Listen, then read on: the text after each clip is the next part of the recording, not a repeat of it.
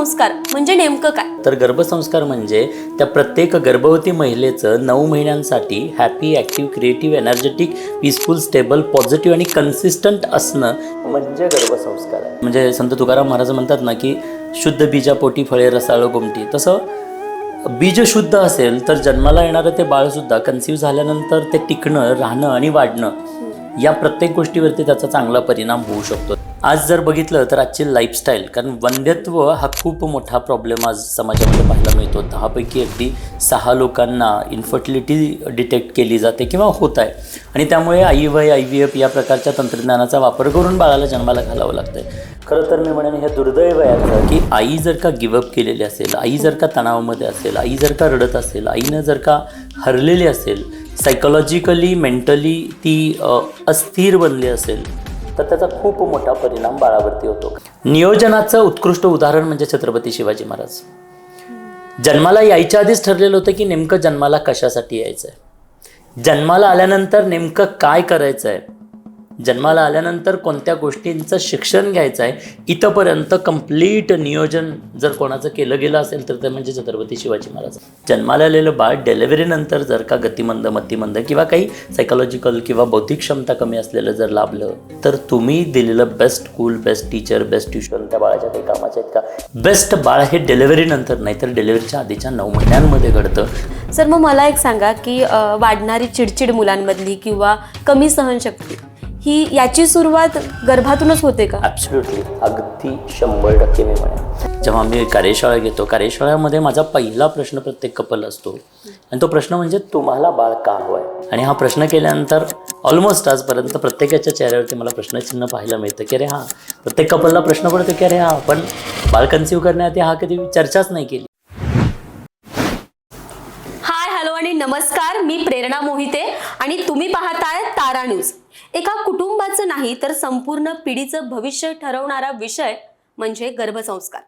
आईच्या विचारांपासून तिच्या भावनांपर्यंत, तिच्या जीवनशैलीपासून तिच्या शब्दांपर्यंत, तसंच गर्भात असताना बाळाच्या मनाची आणि व्यक्तिमत्वाची नेमकी घडण कशी घडते आणि गर्भसंस्कार म्हणजे नेमकं काय, श्रद्धा की विज्ञान, आणि आता सध्याच्या धावपळीच्या जगामध्ये किती महत्त्वाचं आहे, हाच विषय आज आपण तारा न्यूजच्या स्टुडिओमध्ये बोलत आहोत.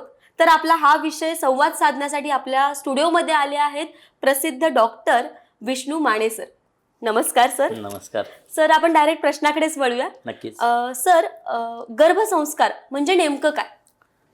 मॅडम, गर्भसंस्कार म्हणजे आजपर्यंत जर हा विषय समोर आला किंवा हा शब्द समोर आला तर गर्भसंस्कार म्हणजे कुठेतरी हिंदू संस्कृतीमध्ये, धर्मामध्ये सांगितलेला एखादा विधी इथंपर्यंतच होता. पण मुळात गर्भसंस्कार हा कोणत्या जाती धर्मामध्ये बांधता न येणारा विषय आहे. तर गर्भसंस्कार सायंटिफिकली सांगायचं झालं तर गर्भसंस्कार म्हणजे त्या प्रत्येक गर्भवती महिलेचं 9 महिन्यांसाठी happy, active, creative, energetic, peaceful, stable, positive आणि कन्सिस्टंट असणं म्हणजे गर्भसंस्कार आहे. जेव्हा गर्भात असणाऱ्या त्या बाळाची नाळ जोडलेली असते तेव्हा बाळ जेव्हा जोडलेलं आहे तेव्हा आईच्या माध्यमातून बाळाचं अंतर्गत व्यक्तिमत्व आणि बाह्य व्यक्तिमत्व जेव्हा बनत असतं तर त्या अंतर्गत व्यक्तिमत्वाच्या जडणघडणीमध्ये जो काही सहभाग केला जातो त्यासाठी विशिष्ट जाणीवपूर्वक केलेल्या क्रिया म्हणजे गर्भसंस्कार असं म्हणता येईल. अच्छा सर, गर्भसंस्कार हा मुद्दा तरी मला समजला, पण मला हे ऐकायचं आहे की त्याच्या आधी काही प्रोसेस असते का? खरं सांगायचं तर आपल्याकडं 16 संस्कारांची प्रोसेस सांगितलेली आहे आणि 16 संस्कारांमध्ये सुरुवात जी आहे, पहिले संस्कार येतात ते म्हणजे बीजसंस्कार. आता बीजसंस्कार म्हणजे काय तर कन्सिव्ह करायच्या आधीच हेल्दी बीज असेल तर निश्चित, म्हणजे संत तुकाराम महाराज म्हणतात ना की शुद्ध बीजापोटी फळे रसाळ गोमटी. तसं बीज शुद्ध असेल तर जन्माला येणारं ते बाळसुद्धा कन्सिव्ह झाल्यानंतर ते टिकणं, राहणं आणि वाढणं या प्रत्येक गोष्टीवरती त्याचा चांगला परिणाम होऊ शकतो. त्यामुळे पूर्वी कन्सिव्ह करायच्या आधीपासूनच त्याचं नियोजन केलं जायचं, त्याचं प्लॅनिंग केलं जायचं आणि मग बाळाला जन्माला घालण्यासाठीची ती प्रोसेस असायची. आणि त्यामुळे हेल्दी कन्सिव्ह होण्याचा जो रेट होता तो खूप चांगला होता. ॲबॉर्शन, मिसकॅरेजेस अशा प्रकारचे जे आज इश्यूज आपण पाहतोय हे किती एक पटीने कमी असलेले आपल्याला तेव्हा जाणवत होते. पण आजच्या धावपळीच्या युगामध्ये बीजसंस्कार करताना किंवा नियोजन करून बाळाला जन्माला घालत असताना अनेक कपल्स कुठेतरी मिस करतायत असं मी म्हणेन. अच्छा सर, मला यातूनच एक प्रश्न पडतोय की आता सध्या वंध्यत्वाची जास्त प्रमाणात अडचण जाणवतीये, तर यावरती काय सांगाल? आज जर बघितलं तर आजची लाईफस्टाईल, कारण वंध्यत्व हा खूप मोठा प्रॉब्लेम आज समाजामध्ये पाहायला मिळतो. 10पैकी अगदी 6 लोकांना इन्फर्टिलिटी डिटेक्ट केली जाते किंवा होत आहे, आणि त्यामुळे IVF या प्रकारच्या तंत्रज्ञानाचा वापर करून बाळाला जन्माला घालावं लागतं. खरं तर मी म्हणेन हे दुर्दैव आहे. याचं निसर्गानं दिलेलं हे निसर्गचक्र कुठेतरी आज बदलत चाललेलं आहे, याचं इंडिकेशन्स आहेत म्हणायला हरकत नाही आहे. मग यासाठी जर पाहिलं तर खऱ्या अर्थानं आज इन्फर्टिलिटीमधला नंबर 1 जर काही त्याचं रिझन्स पाहिलं, रूट पाहिलं, तर ते रूट येतं ते म्हणजे stress. Second root that is lifestyle. So आज जेव्हा या धावपळीच्या युगामध्ये दोघेही पती पत्नी जेव्हा बाहेर पडत आहेत आणि अनेक गोष्टींचा नाहक असा स्ट्रेस, मग तो फायनान्सपासून लाईफस्टाईलपासून अनेक गोष्टींचा स्ट्रेस वाढलेला आहे, आणि त्या स्ट्रेसमुळे कन्सिव्ह करण्यामध्ये अनेक कपल्सना खूप सारे इश्यूज येत आहेत. पण मुळात जेव्हा स्ट्रेस काढला जातो, पती पत्नींच्या दोघांचा मधला हा स्ट्रेस जेव्हा काढण्यासाठीच्या काही क्रिया आणि ॲक्टिव्हिटीज केल्या जातात, त्यावेळेला मला असं लक्षात आलं की अराऊंड हे इन्फर्टिलिटीचे प्रॉब्लेम फेस करत असणारे 70% कपल्स नॅचरली कन्सिव्ह झालेले आम्हाला बघायला मिळतात, फक्त स्ट्रेस रिलीव्ह झाल्यानंतर. आणि त्याच्यामध्ये जर पाहिलं तर माझ्याकडे अशा काही केस स्टडीज आहेत, 10-10 वर्ष ज्यांना IVF सारख्या या प्रोसेस फेल झाल्यानंतरसुद्धा नॅचरली कन्सिव्ह झालेले आहेत. ज्योती मालविया नावाच्या एक मॅडम इंदोरमधून आपल्याकडे आलेल्या होत्या. अगदी बेंगलोरला त्यांनी IVF ट्राय केलं, दिल्ली अनेक ठिकाणी त्या प्रयत्न करत होत्या. फायनली डोनर घ्यायला सांगितलेलं होतं त्यांना. आणि अशा कंडिशनमध्ये जेव्हा पती पत्नींनी थोडंसं नॅचरल वेकडं पाहण्याचा प्रयत्न केला आणि काही लाईफस्टाईलमधले मॉडिफिकेशन्स आणि स्ट्रेस रिलीज करण्यासाठीचे काही मेडिटेशन्स आणि काही ॲक्टिव्हिटीज जेव्हा केल्या, तर हे कपल नॅचरली कन्सिव्ह झालं. आज त्यांचा व्हिडिओ आपल्याला यूट्यूबला पाहता येईल, ज्योती मालविया. सो अशा अनेक कपल्स म्हणजे 70% पीपल्स नॅचरली कन्सिव्ह झाल्याच्या आज अनेक उदाहरणं आपल्याला पाहता येतील. सो मुळात स्ट्रेस आणि लाईफस्टाईल कन्सिव्ह करण्याच्या आधी हा महत्त्वाचा भाग आहे. म्हणजे थोडक्यात काय तर प्रेग्नन्सीचं योग्य नियोजन करणं आणि त्यासाठी कमीत कमी स्वतःला दोघांनी डिटॉक्स करणं, मेंटल डिटॉक्स करणं, आणि या सगळ्या जर गोष्टी फॉलो केल्या तर मला वाटतं की एक चांगला परिणाम झालेला बघायला मिळतो. अच्छा, ट्रेसबद्दल तर आपण जाणून घेतलंच, पण मला सांगा की आईच्या विचारांचा, भावनांचा किंवा आजूबाजूच्या वातावरणाचा बाळावरती काय परिणाम होतो किंवा कसा? खूप चांगला प्रश्न केलात. बाळावरती मी नेहमी सांगतो की जेव्हा नाळ जोडलेला आहे, पिता काय करतो, पिता फक्त बीज देण्याचं काम करतो. पित्याकडून आलेला बीज हा जेव्हा स्त्रीगर्भामध्ये जातो, तो तिथे रुजतो, प्लासेंटाला अटॅच होतो, आणि प्लासेंटाला अटॅच झाल्यानंतर त्या 3 महिन्यांमध्ये म्हणजे प्लासेंटाला अटॅच झाल्यानंतर बाळाचं जे काही अंतर्गत व्यक्तिमत्व आहे, बाळाला जे काही पोषण मिळतं आहे, बाळाला ज्या काही गोष्टी मिळत आहेत, त्या आईच्या माध्यमातून जोडल्या गेलेल्या त्या नाळेतून त्या बाळाला मिळतात. आणि त्यामुळे आईच्या जशा भावना असतील तसा परिणाम त्या बाळावरती होत असताना आपल्याला बघायला मिळतो. सो अनेक गोष्टी, आई जर घाबरली असेल तर त्या बाळावरती सुद्धा तशा प्रकारचा परिणाम झालेला पाहायला मिळतो. सो त्यामुळे आईची मानसिकता ही खूप म्हणजे खूप मोठा परिणाम करते. मी नेहमी सांगतो की 4 गोष्टी आई बाळाला देत असते. ते म्हणजे काय, जेव्हा नाळ जोडलेलं आहे तेव्हा आईच्या माध्यमातून स्वभाव, स्वरूप, संस्कार आणि कपॅसिटीचं वरदान आई त्या बाळाला आयुष्यभरासाठीचं देत असते. सो आपण म्हणतो बाय बर्थ स्वभाव असतो, तो स्वभाव आतमध्येच बनतो, जन्माला आल्यानंतर नाही. ग्रास्पिंग कपॅसिटीज आपण म्हणतो, त्या ग्रास्पिंग कपॅसिटी म्हणजे जन्माला येत असणारं कोणतंही बाळ किंवा जन्माला आलेलं कोणतंही बाळ ज्ञान घेऊन येत नाही, तर ते ज्ञान घेण्याचे इंद्रिय घेऊन येतं, ज्ञान घेण्याची कपॅसिटी घेऊन येतं. सो हे ज्ञानेंद्रियांच्या माध्यमातून निर्भर ठरतं की किती ज्ञान ते बाळ जन्माला आल्यानंतर घेणार आहे. हे विश्वज्ञानाचा महासागर आहे. पण तुमच्या जेवढ्या ज्ञान घेण्याच्या कपॅसिटीज आहेत तेवढंच ज्ञान त्या बाळाला या विश्वातलं घेता येणार आहे. आणि जेवढ्या कमी एजमध्ये जेवढं जास्त नॉलेज घेईल तेवढ्या उंचीवरती ते बाळ पोचेल. इन शॉर्ट मी एका शब्दात सांगायचं झालं तर जन्मानंतरचं यश हे जन्माआधीच्या 9 महिन्यांमध्ये डिझाईन होतं किंवा निर्माण होतं. त्यामुळे हे 9 महिने खूप महत्त्वाचे असतात. म्हणजे सर, गर्भात असतानाच बाळाच्या व्यक्तिमत्व घडायला सुरुवात होते का?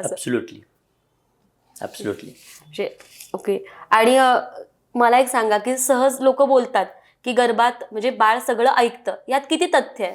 हो, बऱ्याचशा गोष्टींच्या म्हणजे आई जे काही ऐकते, आई जे काही पाहते, आईचं इन शॉर्ट आईचं जे सराउंड आहे त्या प्रत्येक सराउंडिंगचा त्या बाळावरती परिणाम होतो. आणि मेडिकल सायन्स सुद्धा सांगतं की 5व्या महिन्यानंतर सर्वसाधारण बाळ रिस्पॉन्स करायला लागतं, प्रतिसाद द्यायला लागतं. संगीत असेल आणि घरातल्या व्यक्तींचा आवाज असेल त्या आवाजांना रिस्पॉन्ड करताना पाहायला मिळतं. जसं 3 इडियट पिक्चरमध्ये पाहिलं, all is well. So likewise बाळ प्रतिसाद द्यायला लागतं आणि त्या बाळावरती सुद्धा त्याचा काही परिणाम होत असणारा जाणवतं. अच्छा, रिस्पॉन्स करायला लागतं बाळ. मला एक सांगा सर, की आई रडत असेल, तणावात असेल किंवा चिंतेत असेल तर यामुळे बाळावर नेमका परिणाम काय होतो? आज अनेक रिसर्च पेपर्स त्याच्यावरती पब्लिश झालेले आहेत आणि मेडिकल सायन्स मान्य करतं की आई जर का गिवअप केलेली असेल, आई जर का तणावामध्ये असेल, आई जर का रडत असेल, आईनं जर का हरलेली असेल, सायकोलॉजिकली मेंटली ती अस्थिर बनली असेल तर त्याचा खूप मोठा परिणाम बाळावरती होतो. कारण जेव्हा आई घाबरते तेव्हा कॉर्टिसॉल नावाचं जे काही रसायन आपल्या शरीरामध्ये तयार होतं आणि ते रसायन काय तर ते डिफेंड करायला म्हणजे ते म्हणजे म्हणतो ना की फ्लाईट और फाईट. सो फायटिंग स्पिरिट काय की अगेन्स्ट आणि फ्लाय म्हणजे काय पळून जाणं. आता पळून जाण्याचं हे काय की घाबरलो, जेव्हा घाबरतो त्यावेळेला अचानक बॉडी आपली स्वतःला प्रोटेक्ट करण्याचा प्रयत्न करते आणि जेव्हा हे घाबरलेलं वातावरण असतं त्यावेळेला ती बॉडी सिकुडते आणि त्याच्यामुळे काय होते की बाळाचं सुद्धा वाढ जी आहे त्या ठिकाणी ती सिकुडली जाते आणि बाळाची वाढ तिथे थांबते. आणि त्यामुळे बरेचदा मग खुरटी बाळं किंवा जन्मजातच काही प्रॉब्लेम्स घेऊन असणारी किंवा अशक्त, त्यामुळे रक्तप्रवाह जो आहे तो सुद्धा त्यावेळेला खुंटला जातो, थांबला जातो आणि त्यामुळे बाळं ज्या पद्धतीनं डेव्हलप व्हायला पाहिजेत ती डेव्हलप होत नाहीत. किंबहुना मग प्रीमॅच्युअर डिलिव्हरीज किंवा अशा अनेक काही गोष्टी झालेल्या बघायला मिळतात. सो मुळात आई जर कणखर आणि खंबीर असेल, आई जर का इमोशनली स्ट्रॉंग असेल तरच ते बाळसुद्धा इमोशनली स्ट्रॉंग, कणखर आणि खंबीर असलेलं पाहायला मिळतं. सो हा खूप मोठा परिणाम होतो. खरं तर आपण म्हणतो ना की एखादी वस्तू विकत घ्यायची असेल तर त्याच्या बाह्य व्यक्तिमत्वावरती आपण पाहतो. जसं हा मोबाईल फोन विकत घ्यायचा आहे तर आपण बाह्य त्याचा आउटर बॉडी पाहत नाही तर मुळात त्याच्या आतमधला OS पाहतो.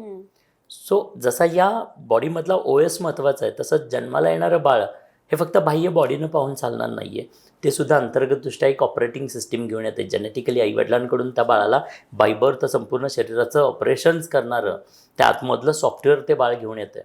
त्याच्या मेमरीज येत आहेत, त्याचा ब्रेन येतो आहे, त्याचा प्रोसेसर येतो आहे. तर या अंतर्गत अंतर्गत जे ह्या सगळ्या गोष्टी आहेत ह्या कुठे डेव्हलप होत आहेत?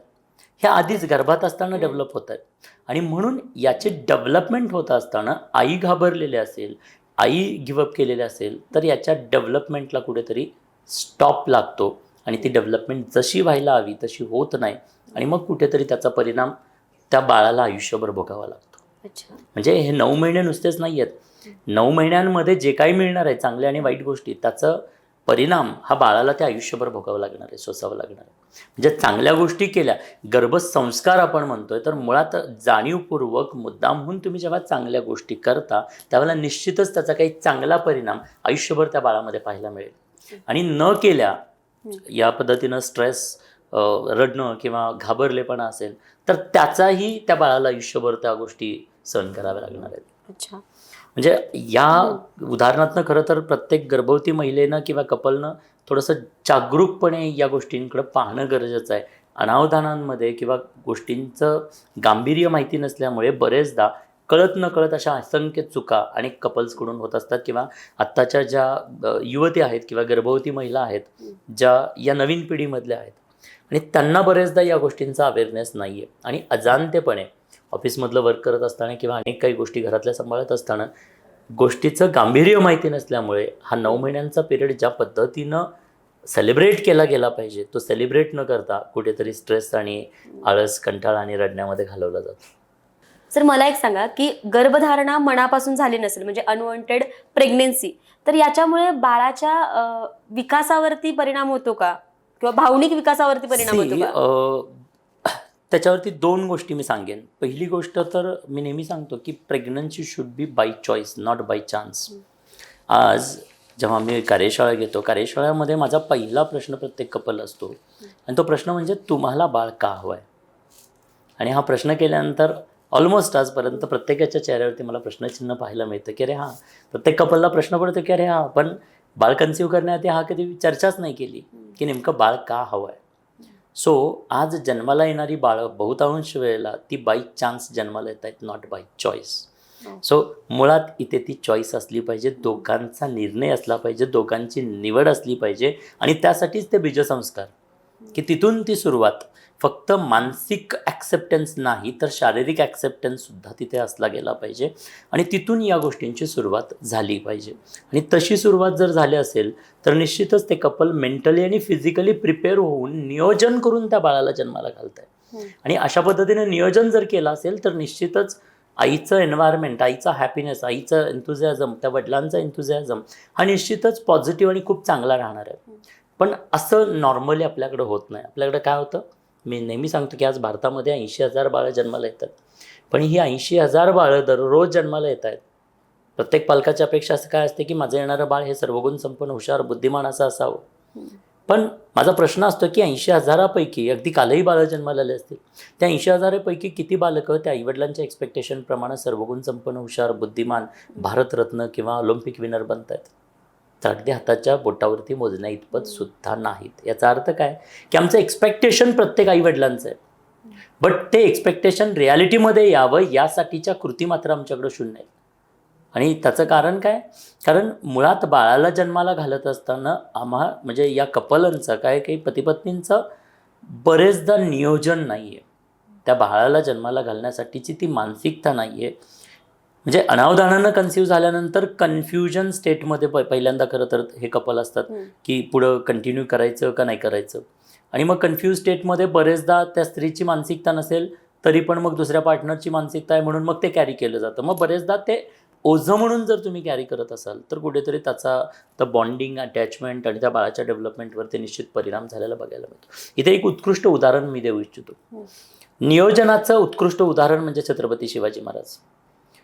जन्माला यायच्या आधीच ठरलेलं होतं की नेमकं जन्माला कशासाठी यायचं आहे, जन्माला आल्यानंतर नेमकं काय करायचं आहे, जन्माला आल्यानंतर कोणत्या गोष्टींचं शिक्षण घ्यायचं आहे, इथंपर्यंत कंप्लीट नियोजन जर कोणाचं केलं गेलं असेल तर ते म्हणजे छत्रपती शिवाजी महाराजांचं.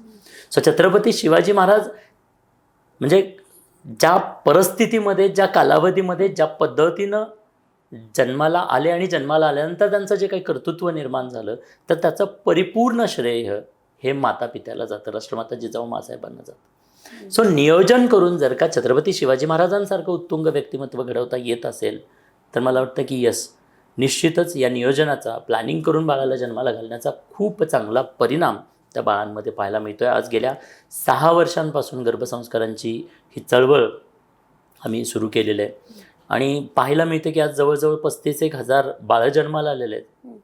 आणि त्या बाळांमध्ये म्हणजे नियोजनपूर्वक व्यवस्थितपणे जेव्हा ही बाळं जन्माला आलेले आहेत तेव्हा त्या बाळांमध्ये खूप चांगला परिणाम झालेला आपल्याला बघायला मिळतं. अगदी 3-4 महिन्याच्या एजमध्ये बोलणारी हजारो बालकं तुम्हाला पाहायला मिळतील, हजारो बालकं.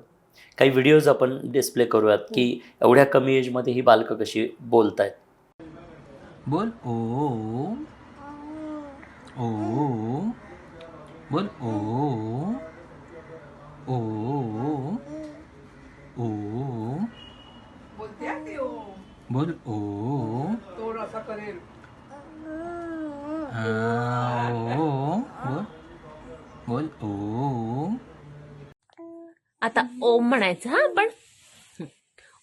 ओम. तू म्हण. Very good. सो हे व्हिडिओ पाहिल्यानंतर अनेक कपल्स आश्चर्यचकित होतात की आज आजूबाजूला पाहतो की 4 वर्ष झालं तरी बाळ बोलत नाही, असे उदाहरणं आपल्याला पाहायला मिळतात. आणि इथे मात्र जे नियोजन केलेलं आहे, प्लॅनिंग केलेलं आहे, गर्भात वाढत असताना त्या बाळाला तो जागरूक वेळ दिलेला आहे, त्यावेळेला ही अशी बाळं आपल्याला पाहायला मिळतात. म्हणजे नियोजन करून जर केलं, म्हणजे बाळाचं नियोजन केलं तर नक्कीच त्याचा परिणाम पण चांगल्या पद्धतीने पाहायला मिळतो.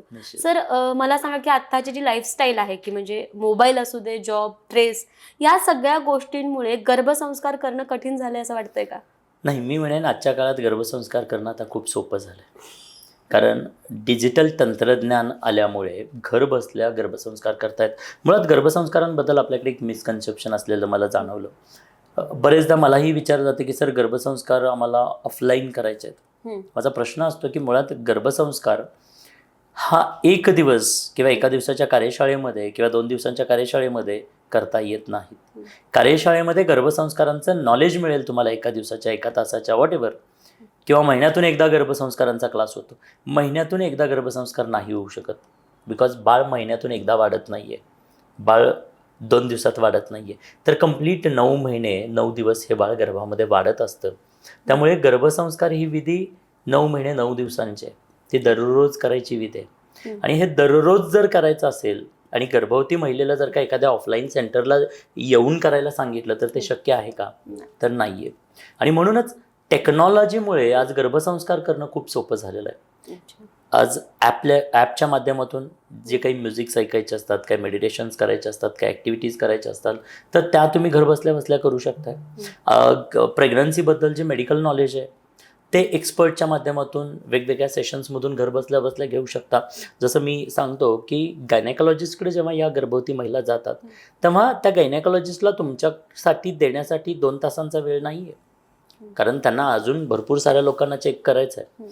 आणि त्यामुळे तुमचा करंट जो काही आत्ताचा रिझल्ट आहे, आत्ताचा जो काही तुमची परिस्थिती आहे, ती परिस्थिती पाहून, रिपोर्ट्स पाहून त्या पद्धतीनं तुम्हाला गाईड करणं हे ते डॉक्टर त्या पद्धतीनं उत्कृष्टपणे करतायत.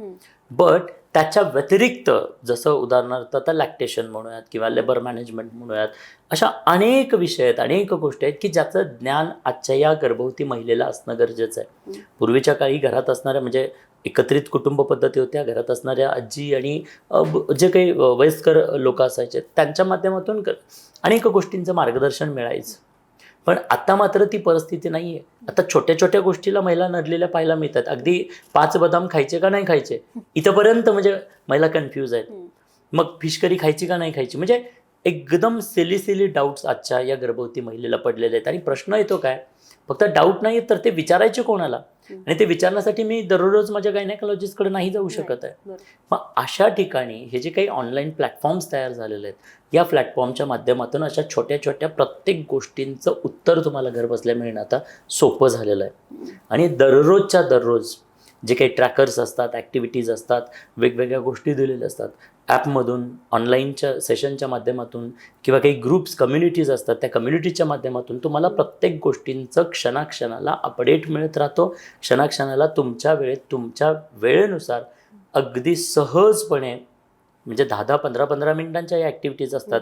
सकाळी उठल्यापासून ते रात्री झोपेपर्यंत, अगदी लंच ब्रेक, टी ब्रेक, सकाळी उठल्या ब्रेकफास्ट नंतर, ऑफिसला जात असताना, ऑफिसमधून येत असताना, असा स्कॅटर्डमध्ये ओव्हरऑल दिवसभरामध्ये एक 90 मिनिटांचा वेळ दिला तरी खूप उत्कृष्टरित्या त्या बाळासाठी आई आणि पिता काम करू शकतात. अच्छा, सध्या महिला करिअर ओरिएंटेड आहेत, तर महिलांना गिल्ट वाटतं ह्या काम आणि या सगळ्या गोष्टींमध्ये, तर याचा बाळावर परिणाम होऊ शकतो का? निश्चितच होऊ शकतो. बरेचदा तुम्ही खूप चांगला प्रश्न विचारलात की आज मेजॉरिटी महिला काम करतात. मी नेहमी सांगत आलो आहे की कामाच्या ठिकाणी जर का तुम्हाला स्ट्रेस असेल, कारण मोस्टली कामाच्या ठिकाणी आज पॉलिटिक्स, स्ट्रेस आणि अनेक गोष्टी असलेल्या पाहायला मिळतात. आणि आई जर का अशा ठिकाणी स्ट्रेस्ड असेल तर त्याचा खूप विपरीत परिणाम त्या बाळावरती होतो. काही रिसर्चेस असे सांगतात, वयाच्या 60व्या वर्षी जर का एखाद्याला डायबिटीज होत असेल तर त्याचं रूट हे प्रेग्नन्सीमध्ये, गर्भात असताना आईवरती निर्माण झालेला स्ट्रेस. सो तुमचं जन्माला येणारं बाळ वयाच्या 60व्या वर्षी जर त्याला काही डिसीज होत असेल तर कदाचित त्याची काही रूट्स ही प्रेग्नन्सीमध्ये, तुमच्या प्रेग्नन्सीमध्ये आढळत आहेत. सो एवढा मोठा परिणाम होत असतो. म्हणजे प्रेग्नन्सीचे 9 महिने, जसं मगाशी सांगितलं, डिलिव्हरीनंतरचं संपूर्ण आयुष्य हे डिलिव्हरीच्या आधीच्या 9 महिन्यांमध्ये डिझाईन केलं जातं. सो हा डिझायनिंगचा फेस आहे. मी आई कोण आहे तर आई डिझायनर आहे त्या बाळासाठी. सो ती ज्या पद्धतीनं त्या बाळावरती संस्कार करेल. सो वर्क करत असताना, जसं इस्रायलचं एक मी नेहमी उदाहरण देतो आणि इव्हन नेहमी आज अपील करत आलो आहे की गर्भवती महिलेनं पहिली गोष्ट तर मॅटर्निटी लिव्हचा इस्तेमाल आधी केला पाहिजे. आपल्याकडे काय होतं की डिलिव्हरी नंतर करतो, बाळ जन्माला आलं की मग आम्ही मॅटर्निटी लिव्ह घेतो. सो जेव्हा बाळाचा ब्रेन डेव्हलप होतोय, बाळाचे सेन्सरी ऑर्गन डेव्हलप होत आहेत, बाळाचं अंतर्गत सॉफ्टवेअर डेव्हलप होत आहे, बाळाचा तो स्वभाव डेव्हलप होतोय, बाळाचं स्वरूप डेव्हलप होत आहे. सो ज्या गोष्टी की डिलिव्हरी नंतर बनणार नाही आहेत, डिलिव्हरीच्या आधीच बनत आहेत. प्रोसेसर महत्त्वाचा आहे ना. 80% बाळाचा ब्रेन हा गर्भातच बनतोय. सो जगातलं बेस्ट व्यक्तिमत्व त्याच्या बेस्ट ब्रेनमुळे बनणार आहे. आणि तो ब्रेन कुठे बनतोय तर 80% ब्रेन हा गर्भात बनतोय. मात्र आम्ही काम कधी करतो, आजची पिढी काम कधी करते, डिलिव्हरी नंतर. सो बनतं कधी बेस्ट, गर्भात असताना. आणि आम्ही काम कधी करतो, डिलिव्हरी नंतर. मग ते बेस्ट शाळा, best school, best teacher, best tuition, सगळं बेस्ट देण्याचा प्रयत्न करतो. माझा नेहमी अशा प्रत्येक कपलला प्रश्न असतो, चुकून जर का ते जन्माला आलेलं बाळ, तुम्ही आज वेळ देत नाहीयेत, जन्माला आलेलं बाळ डिलिव्हरी नंतर जर का गतिमंद, मतिमंद किंवा काही सायकोलॉजिकल किंवा बौद्धिक क्षमता कमी असलेलं जर लाभलं, तर तुम्ही दिलेलं best school, best teacher, best tuition त्या बाळाच्या काही कामाचे आहेत का? किंवा दिलेली बेस्ट प्रॉपर्टी तरी त्या बाळाच्या कामाची आहे का? सो बेस्ट बाळ हे डिलिव्हरी नंतर नाही तर डिलिव्हरीच्या आधीच्या 9 महिन्यांमध्ये घडतं. आणि तसे अनेक रिसर्चेस, मेडिकल रिसर्चेस आज आपल्याला बघायला मिळतात. सेल बायोलॉजिस्ट आहेत, त्यांच्या माध्यमातून अनेक गोष्टींची क्लॅरिटी आपल्याला आज बघायला मिळालेली आहे की एका सेलपासून हे बाळ डेव्हलप होतं. गर्भात जेव्हा बाळ वाढतं त्यावेळेला कोणी बाहेरून येऊन त्या बाळाला वाढवत नाहीये. त्या आईच्या शरीरामध्ये दररोज निर्माण होणारा सेल, त्यातलेच काही सेल जाऊन त्या बाळाच्या बॉडीला बनवतायत, बाळाचं संपूर्ण शरीर बनवतायत, बाळाचं अंतर्गत व्यक्तिमत्व बनवतायत, बाळाचा ब्रेन बनवतायत, बाळाचा EQ, IQ, AQ, CQ हे अंतर्गत क्वेश्चन्स बनवतायत.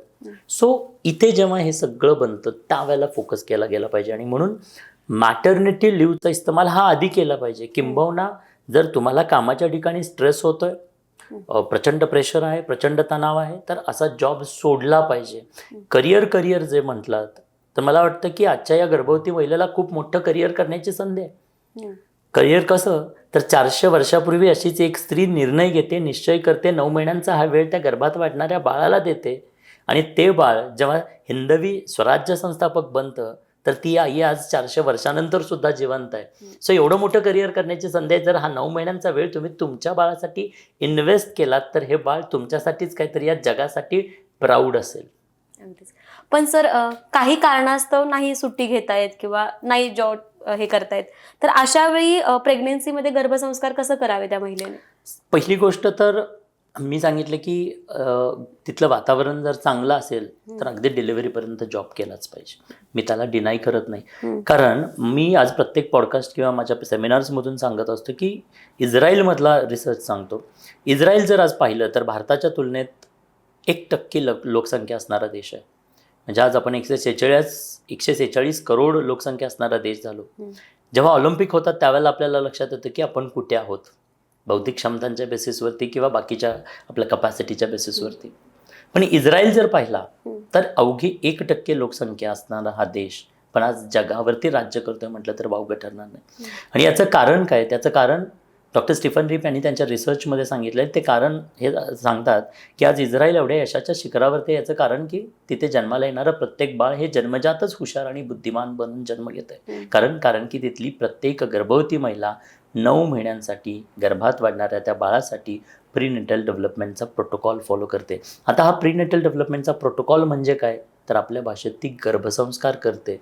तिथे समाजामध्येच ती जागृती आहे. त्यामुळे गर्भवती महिला म्हटलं की तिला कंप्लीट 9 महिने एका चांगल्या वातावरणामध्ये वाढवलं जातं. तर येण्या जाणारा प्रत्येकजण त्या गर्भवती महिलेच्या चेहऱ्यावरती स्माईल आणण्यासाठी, तिला हॅपीनेस देण्यासाठी काम करत असतो. आणि तसंच कल्चर जर का आज भारतामध्ये निर्माण झालं किंवा व्हावं ही माझी अपेक्षा आहे की जे कोणते ऑर्गनायझेशन आहेत त्या ऑर्गनायझेशनमध्ये जर का गर्भवती महिला काम करत असेल तर त्या गर्भवती महिलेला असं वेगळं केबिन असायला हवं. तिथे छान बाळाची पोस्टर लावलेले असायला हवीत. तिथे छान तिच्या टेबलवरती असे फ्लॉवर्स ठेवलेले असायला हवेत. येण्या जाणाऱ्या प्रत्येकानं त्या महिलेला हॅपीनेस कसा मिळेल, मंद असं म्युझिक लावलेलं असायला हवं. आणि ती आनंदी कशी राहील, तिची प्रेग्नन्सी सर्वांनी मिळून तिथे सेलिब्रेट केली पाहिजे. सो अशा पद्धतीनं आनंद देणारं वातावरण जर त्या प्रत्येक ऑर्गनायझेशनमध्ये तयार झालं तर मला वाटतं की खूप परिवर्तन या देशामध्ये होईल. कारण ती गर्भवती महिला फक्त स्वतःच्या बाळाला जन्माला घालत नाहीये तर ती देशाच्या भवितव्याला जन्माला घालते. आणि येणारं देशाचं भवितव्य जर का या पद्धतीनं जर का जन्माला आलं तर मला वाटतं की निश्चित देश बदलायला वेळ लागणार नाही. आणि म्हणून गर्भवती महिलेला या पद्धतीनं वातावरण दिलं गेलं पाहिजे, हा पहिला टॉपिक आहे. आणि सेकंड टॉपिक, ज्या पद्धतीनं आज गर्भवती महिला म्हणजे पर्याय नाही आहे, काम करायलाच हवं अशा परिस्थितीमध्ये असेल तर ऑनलाईनच्या माध्यमातून जसं मी सांगितलं आज आमच्याकडं हजारो लाखो महिला जोडल्या गेलेल्या आहेत. ऑनलाईनमधून घर बसल्या ऑफिसमध्ये असताना सुद्धा, जसं सकाळी ऑफिसला जाता आहे तर जाता जाता काही म्युझिक्स तुम्ही ऐकू शकता. ऑफिसमध्ये गेलात, टी ब्रेक असेल, टी ब्रेकमध्ये 10 मिनिटांचा वेळ तुम्ही 5 मिनिटांचा वेळ अगदी देऊन एखादी ॲक्टिव्हिटी कंप्लीट करू शकता. लंच ब्रेकमध्ये काय ॲक्टिव्हिटी कंप्लीट करू शकता. ऑफिसमधून येताना काय ॲक्टिव्हिटी कंप्लीट करू शकता. सकाळी उठल्या उठल्या काही करू शकता. आणि रात्री झोपण्याआधीच्या काय ॲक्टिव्हिटी कंप्लीट करू शकता. सो 10 आणि 15 मिनिटांच्या अशा ह्या ॲक्टिव्हिटीज राहतात ज्या बाळाच्या ब्रेनच्या डेव्हलपमेंटसाठी महत्त्वाच्या असतात, बाळाच्या सेन्सरी ऑर्गनच्या डेव्हलपमेंटसाठी महत्त्वाच्या असतात, बाळाच्या पीस अँड स्टॅबिलिटीसाठीच्या काही महत्त्वाच्या असतात. सो अशा ह्या ॲक्टिव्हिटीज जर काही एवढा थोडासा वेळ देऊन केल्या गेल्या तर खूप इझी पद्धतीनं, मुळात GSC म्हणजे आमचं जे काही गर्भसंस्कार चॅलेंज हे काही आमची कंपनी आहे, GSCचं ब्रीदवाक्यच आहे, GSC is easy for busy moms. So GSC easy बनवलं आहे का, तर ज्या बिझी मॉम आहेत, ज्या वर्किंग मॉम आहेत, त्यांनी इझी वेमध्ये सकाळपासून संध्याकाळपर्यंत अगदी हिंडत फिरत 10-15 मिनिटांचा वेळ दिला तरी 90 मिनिटांचा कलेक्टिव्ह वेळ त्या बाळासाठी ती उत्कृष्ट पद्धतीनं देऊ शकते. अगदीच. सर, सध्या स्क्रीनिंग टाईम वाढलाय आणि अशा आई जर समजा सतत स्क्रीन समोर असेल तर बाळावर काय परिणाम होऊ शकतो? आई स्क्रीन समोर असेल त्याचा फारसा परिणाम होत नाही, बट स्क्रीन समोर असताना ती नेमकी काय पाहते त्याचा निश्चित परिणाम होतो. म्हणजे कशा प्रकारच्या मूवीज पाहते, ते काही हॉरर शो पाहत असेल किंवा जसं बातम्या ज्या आपण पाहतो न्यूज, मी नेहमी अपील करत आलो की प्रेग्नन्सीमध्ये न्यूज नाही पाहिल्या पाहिजेत, न्यूज नाही वाचल्या पाहिजेत, न्यूज नाही ऐकल्या पाहिजेत. कारण CNN म्हणजे बरेचदा न्यूज चॅनलच्या माध्यमातून कंटिन्युअसली निगेटिव्ह न्यूज दाखवल्या जातात, ज्या पॉझिटिव्ह ऐवजी ज्या कुठेतरी तुम्हाला निगेटिव्ह बनवायला मदत करतात. उदाहरण जर द्यायचं झालं तर सपोज एखादं कोणीतरी सांगत आहे की माझं प्रेग्नन्सीमध्ये मिसकॅरेजेस होत आहेत किंवा मिसकॅरेजची हिस्ट्री आहे, समथिंग लाईक वाईज, आणि या सिच्युएशनमध्ये असं झालं, 5 सिरीज ऑफ मिसकॅरेजेस असलेले मी अनेक लोक पाहिलेले आहेत. सो काय होतं की सायकोलॉजिकली एकदा ते तुम्ही ऐकलं किंवा स्वतः आधी अनुभव केले असेल किंवा कोणाचं तरी ही निगेटिव्ह न्यूज ऐकली, तर तुमच्या प्रेग्नन्सीमध्ये तुम्ही जेव्हा जाता तो पर्टिक्युलर महिना चालू झाला की मनात पॉपअप व्हायला चालू होता, ज्याला लिटल वाईज आपण म्हणतो. ते लिटल वाईज पॉपअप करायला जातात, अरे मिसकॅरेज तर होणार नाही ना, प्रॉब्लेम तरी क्रिएट होणार नाहीत ना. आणि हे जे डाऊट्स आहेत, हे जे प्रॉब्लेम्स आहेत, हेच खऱ्या अर्थानं प्रॉब्लेम्स क्रिएट करतात. आणि म्हणून निगेटिव्ह न्यूज ह्या पाहिल्या नाही पाहिजेत. स्क्रीनचा रेडिएशन्स आणि या दृष्टीने फार कमी परिणाम होतो आहे, कारण आजकाल जी टेक्नॉलॉजी आलेलं आहे या टेक्नॉलॉजीच्या माध्यमातून पाहिलं गेलं तर तसा विशेष फार परिणाम किंवा ते रेडिएशन्स ऑलरेडी कमी केले गेलेले आहेत. फक्त परिणाम जो आहे तो परिणाम कोणत्या गोष्टींचा, तर परिणाम हा आई काय पाहते आणि त्यातनं कशा प्रकारच्या भावना आईच्या निर्माण होत आहेत त्याचा निश्चित परिणाम होतो.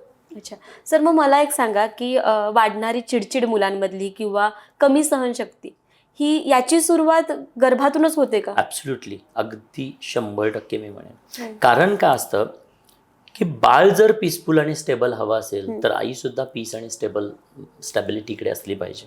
आता याचा परिणाम कसा होतो, थोडंसं सायंटिफिक उत्तर आहे, मी देईन उत्तर त्याचं, की मेडिकल सायन्स असं सांगतं की आपल्या ब्रेनच्या काही फ्रिक्वेन्सीज आहेत, ज्याला अल्फा, थीटा, डेल्टा, गामा असं आपण म्हणतो. सो ब्रेन फ्रिक्वेन्सी सायन्स असं सांगतं की higher the brain frequency lower the peace and stability. जेव्हा ब्रेनच्या फ्रिक्वेन्सीज हाय होतात तेव्हा आपली स्टॅबिलिटी आणि पीस जातो, आपण अस्थिर होतो. आणि जेवढी ब्रेनची फ्रिक्वेन्सी रिड्यूस्ड असेल, लो असेल, तेवढं पीस आणि स्टॅबिलिटी जास्त वाढते.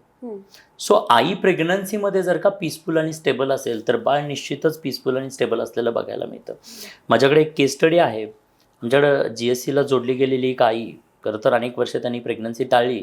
ते कपल सांगत होतं की ती आई सांगत होती की सर, आम्हाला बाळाला जन्माला घालायला आम्ही खूप वेळ केला. याचं कारण की आम्ही जगभर फिरत असतो पती पत्नी, आणि फिरत असल्यामुळे आम्हाला असं वाटत होतं की बाळ आलं की आमचं फ्रीडम संपेल, बाळ आलं की प्रॉब्लेम, अडथळे, अडचणी, आणि आम्ही आज पाहतोय की बाळ कशी, म्हणजे बाळांमुळे किती रिस्ट्रिक्शन्स येत आहेत.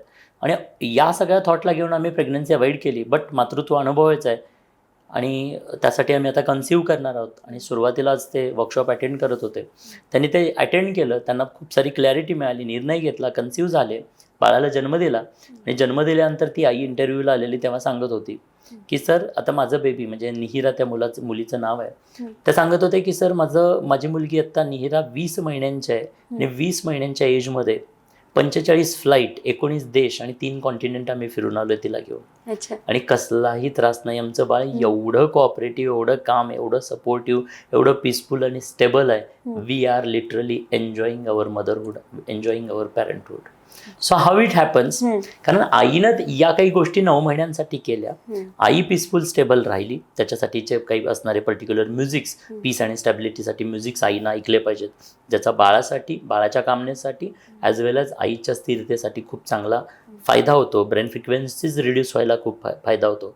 त्यामुळे स्पेशल असे काही लो फ्रिक्वेन्सीचे, अल्फा फ्रिक्वेन्सीचे म्युझिक्स आईनं गर्भात असताना, बाळ गर्भात असताना ऐकले गेले पाहिजेत. त्याचा चांगला परिणाम बाळावरती पाहायला मिळतो. अच्छा, आता गर्भसंस्कार केल्यामुळे जो काही पॉझिटिव्ह रिझल्ट भेटतो, तसा गर्भसंस्कार न केल्यामुळे काय समस्या वाढलेल्या दिसतात सर?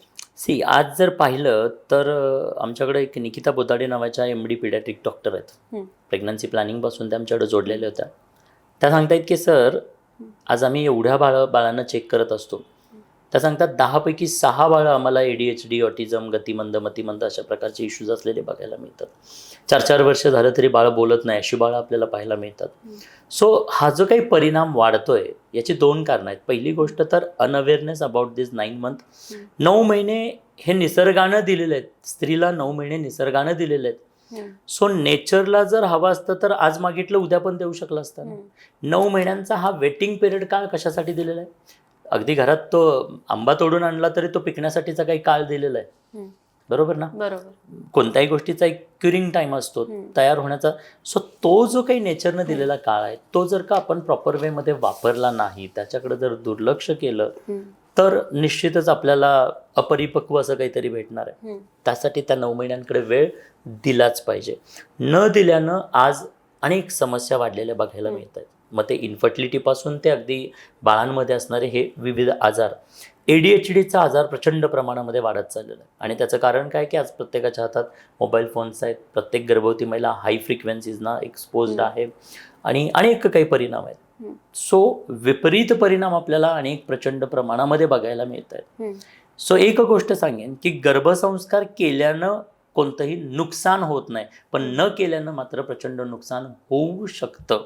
किंबहुना आज मी पाहतो अनेक वर्षानंतर काही कपल्स आता जे IVF करतायत, लाखो रुपये खर्च करून अनेक अथंग प्रयत्न करून बाळाला जन्माला घालतात. आणि जन्माला घातलेलं हे बाळ जर का ते स्टेबल पीसफुल असं नाही जन्माला आलं, ते जर का काही प्रॉब्लेम घेऊन जन्माला आलं, तर मग तो किती मोठा पेन आहे त्या आईवडिलांसाठी आणि त्या बाळासाठी सुद्धा. म्हणजे ती एक खूप मोठी रिस्क आहे मी म्हणेन. म्हणजे खूप मोठी रिस्क घेतोय प्रेग्नन्सीमध्ये बाळाला न वेळ देणं. म्हणजे बाळाच्या बौद्धिक क्षमतांसाठी, बाळाच्या अंतर्गत व्यक्तिमत्वासाठी, बाळाच्या त्या स्वभावासाठी खूप मोठी रिस्क आजचे कपल्स घेत आहेत असं म्हणायला हरकत नाही. बट केल्यामुळे कोणतं नुकसान होत आहे? केल्यानं कोणतंही नुकसान होत नाही. केल्यानं झालाच तर तो फायदाच होणार आहे, कोणतंही नुकसान होणार नाही. त्यामुळे मला वाटतं की प्रत्येक कपल्सनी हा वेळ इथे दिलाच पाहिजे. अगदीच. सर, मला एक सांगा की सध्या डिप्रेशन किंवा सुसाईडचे विचार सतत वाढत आहेत, तर याचं बीज गर्भसंस्कारच्या कमतरतेमुळे असू शकतं का? बोथ वे थोडंफार असू शकतं, पूर्ण वेळ नाही मी म्हणत. बिकॉज बरेचदा काय होतं की आत्ता तुमच्या मनात निर्माण होणारा हा विचार काही गर्भसंस्कारांमधून येत नाही. तुम्ही आत्ता आज ज्या प्रकारचं साहित्य वाचताय, तुम्ही काय पाहताय, काय ऐकताय, काय वाचताय आणि कशा प्रकारच्या लोकांच्या सानिध्यामध्ये राहताय. सो 2 गोष्टी असतात, एक by birth intelligence and acquired intelligence. So तुम्ही ॲक्वायर्ड नॉलेज जे घेतलं तशाच कृती करण्याचा तुमचा विचार होत असतो. सो तुम्ही सातत्यानं सुसाईड केसेस रिलेटेड काहीतरी वाचताय, ऐकताय, पाहताय. So sudden similar kind of experience जेव्हा तुमच्याबरोबर घडतो तेव्हा तुम्हीही तशाच प्रकारची कृती करण्याची पॉसिबिलिटी वाढते. त्यामुळे आत्ताचा सुसाईडल टेंडन्सी आणि ह्या ज्या काही गोष्टी आहेत त्याच्याशी मला वाटतं की गर्भसंस्कारांचा काही संबंध नाही आहे, त्याच्याशी तसा संबंध नाही आहे. उलट कणखरता आणि खंबीर मानसिकता, ती पॉझिटिव्हिटी ही गर्भसंस्कारांच्या माध्यमातून गर्भात देता येते. प्रॉब्लेम्स, अडथळे आणि अडचणी हा आयुष्याचा पार्ट आहे, त्या असणारच आहेत. त्याच्याशिवाय आयुष्य असू शकत नाही आहे. पण ते असताना त्याला फेस करायचं, त्याच्याशी लढायचं का त्याला घाबरून सुसाईड करायचं, हा त्या प्रत्येक व्यक्तिमत्वाचा विचार आहे. मला वाटतं की छत्रपती शिवाजी महाराजांच्या बाबतीत जर पाहिलं तर आईनं गर्भात असताना राजांना काय दिलं तर कणखरता दिली, खंबीरता दिली. छत्रपती शिवाजी महाराज शारीरिकदृष्ट्या फार बलाढ्य होते का तर नाही, बट मानसिकदृष्ट्या ते एवढे बलाढ्य होते, कणखर आणि खंबीर होते, चतुर होते, ब्रिलियंट होते. आणि म्हणूनच बलाढ्य अशा त्या अफजल खानाचा कोथळा बाहेर काढताना येतं किंचित ते महाराज घाबरले नाहीत, भिले नाहीत. सो ती धैर्य म्हणतात ना, धार तलवार में नाही बल्कि धार तलवार चलाने वाले के मन में होनी जरुरी है. ती मनातली धार आहे ती गर्भसंस्कारांच्या माध्यमातून वाढवता येऊ शकते आणि ती वाढवण्यासाठी प्रयत्न करायला हवेत. आणि जो सेकंड पार्ट आहे वीक सायकोलॉजी, जर आई तशा प्रकारचा जर विचार करत असेल प्रेग्नन्सीमध्ये, आईच्या मनामध्ये तशा काही भावना निर्माण होत असतील तर त्याचे प्रिंट्स कुठेतरी त्या बाळामध्ये बनत आहेत. सायकोलॉजिकल डिसऑर्डर्स जर आपण पाहिल्या, त्याचं जर का जर सर्वे केला तर असं लक्षात येतं की कुठेतरी जेनेटिक कनेक्शन्स त्याचे आपल्याला असलेले बघायला मिळतात. म्हणजे फॅमिलीमध्ये आजोबा सायकोलॉजिकल डिसऑर्डरमध्ये होते, प्रॉब्लेम होते, तर नातू किंवा पुढच्या पिढीमध्ये कोणी ना कोणीतरी तसं असलेलं जाणवतं. सो तो जेनेटिकचा काही पार्ट कॅरी फॉरवर्ड होतो. बट याच्यासाठी दोन्ही गोष्टी महत्त्वाच्या आहेत. पूर्णपणे प्रेग्नन्सीच आहे असं म्हणता येणार नाही. ओके सर, मला सांगा की गर्भसंस्कार ही फक्त आईचीच जबाबदारी आहे की दोन्ही पालकांची? फक्त पालकांचीच नाही आहे तर समाजाची सुद्धा आहे. आत्तापर्यंत आपल्याकडे असं पाहिलं गेलं की प्रेग्नन्सी म्हणजे फक्त स्त्रीचाच ती जबाबदारी आहे किंवा त्या आईचीच जबाबदारी आहे. खरं पाहिलं तर ती आईची जबाबदारी नाही आहे. मान्य आहे की ते आईच्या प्लासेंटाला जोडलेलं आहे, आईच्या युट्रसमध्ये ते बाळ वाढत आहे. बट आईच्या युट्रसमध्ये वाढणारं बाळ हे सराउंडिंगमधून, त्या एन्व्हायरमेंटमधून गोष्टी शिकत असतं. त्या एन्व्हायरमेंटचा परिणाम त्या आईवरती होतो आणि आईवरती जो परिणाम होतो, आईच्या भावनांवरती जो परिणाम होतो, तोच परिणाम डायरेक्टली त्या बाळावरती होत असतो. त्यामुळे तो पूर्ण परिवार त्या आईच्या आणि त्या बाळाच्या डेव्हलपमेंटसाठी खूप मदत करत असतो. त्यामुळे घराघरात, जसं इस्रायलचं उदाहरण दिलं की इस्रायलमध्ये कम्प्लिटली त्या महिलेला संपूर्ण घरातल्या व्यक्तींकडून, पतीकडून, शिवाय समाजाकडून सुद्धा ती पॉझिटिव्हिटी देण्याचं काम केलं जातं. आपल्याकडं आहे 10वीमध्ये असताना, जसं 10वीची बोर्डाची एक्झाम आहे म्हणून पाहुणे रावळे सुद्धा त्याला विचारायला लागतात, अरे बाबा 10वीलाच ना. म्हणजे 10वीत असणाऱ्या त्या मार्कांसाठीच्या गोलसाठी आज प्रत्येकजण फोकस्ड असलेलं बघायला मिळतं. समाजातल्या व्यक्ती फोकस्ड आहेत, पाहुणे रावळे फोकस्ड आहेत, घरातले फोकस्ड आहेत. पण प्रेग्नन्सीमध्ये त्याच पद्धतीनं त्या गर्भवती मातेसाठी फोकस असताना आपल्याला बघायला मिळत नाही.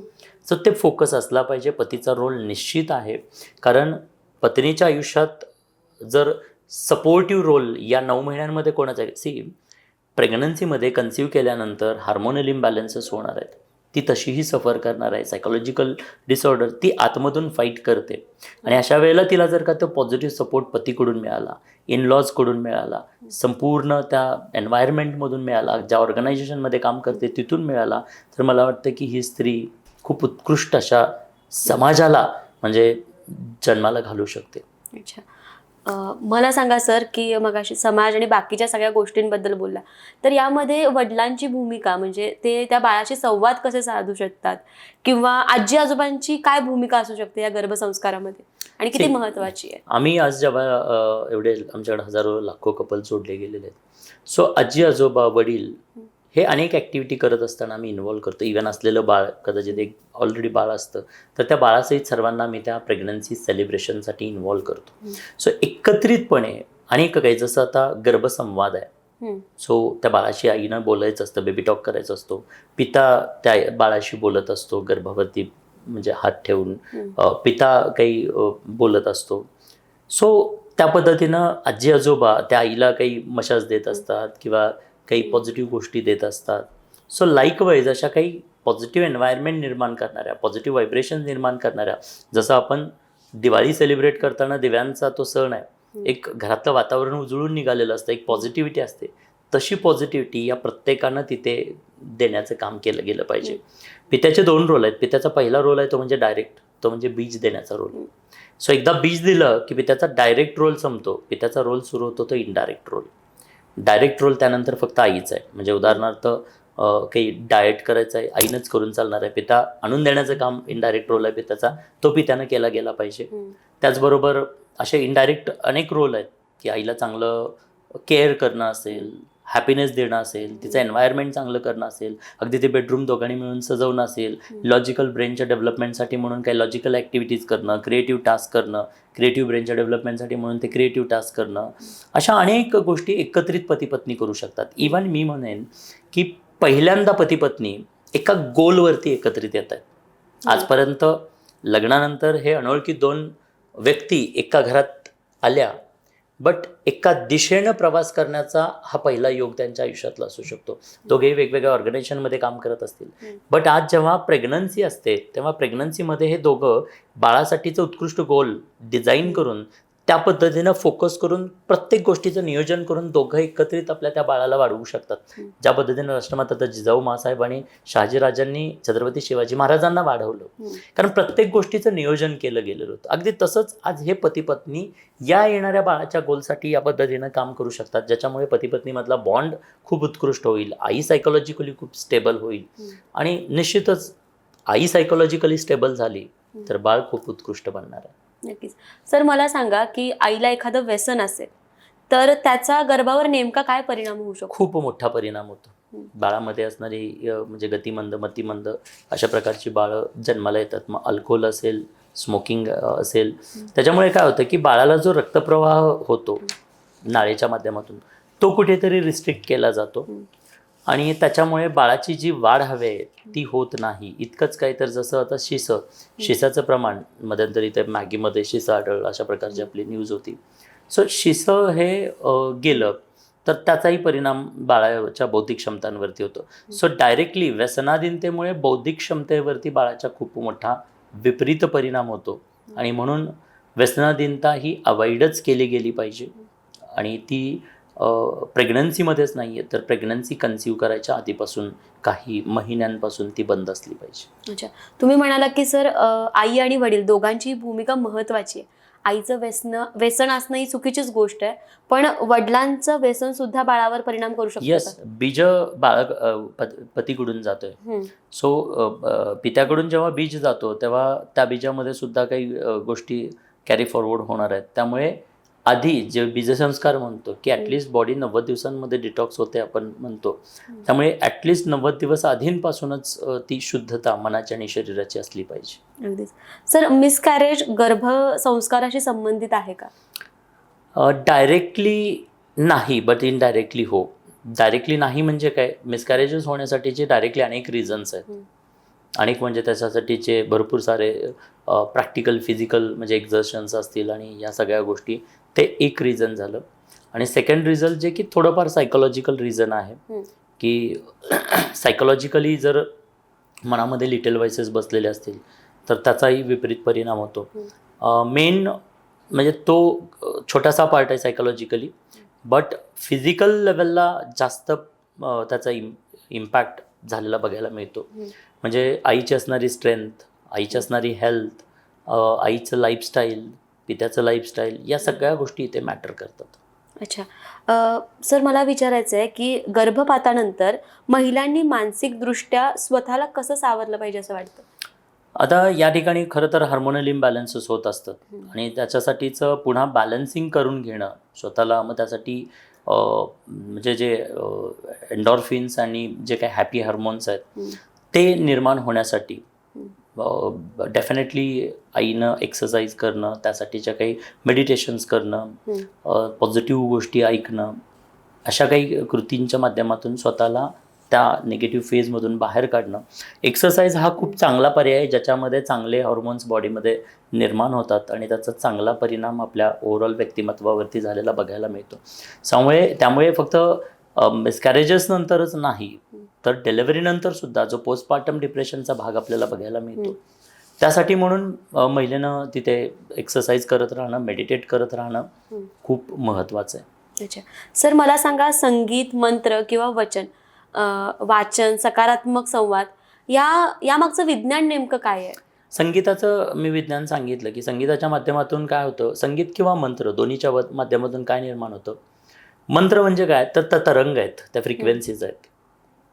म्युझिक जेव्हा तार छेडली जाते तिथून निघणारा तो साऊंड म्हणजे काय तर त्या फ्रिक्वेन्सीज आहेत. या फ्रिक्वेन्सीज म्हणजे या बाहेर पडणाऱ्या फ्रिक्वेन्सीज आणि ब्रेनच्या फ्रिक्वेन्सीज यांचं कोरिलेशन होतं इथे. सो जेव्हा मंत्रोच्चार, संगीत हे जेव्हा प्रेग्नंट महिला ऐकते तर हे लो फ्रिक्वेन्सीचे किंवा रिदमिक निघणारे हे जे काही संगीत आहेत, म्युझिक्स आहेत, हे बॉडीला रिदम देण्याचं काम करतात, ब्रेनच्या फ्रिक्वेन्सीज रिड्यूस करण्याचं काम करतात. आणि जेव्हा ब्रेनच्या फ्रिक्वेन्सीज रिड्यूस होतात तेव्हा पीस आणि स्टॅबिलिटी वाढते. त्यामुळे आई आणि बाळ दोघेही पीसफुल आणि स्टेबल बनायला खूप मदत होते. आणि म्हणून त्यासाठी मंत्रोच्चार, आणि संगीतोपचार हे खूप पद्धतीनं खूप चांगले किंवा खूप अतिशय चांगले परिणाम देतात.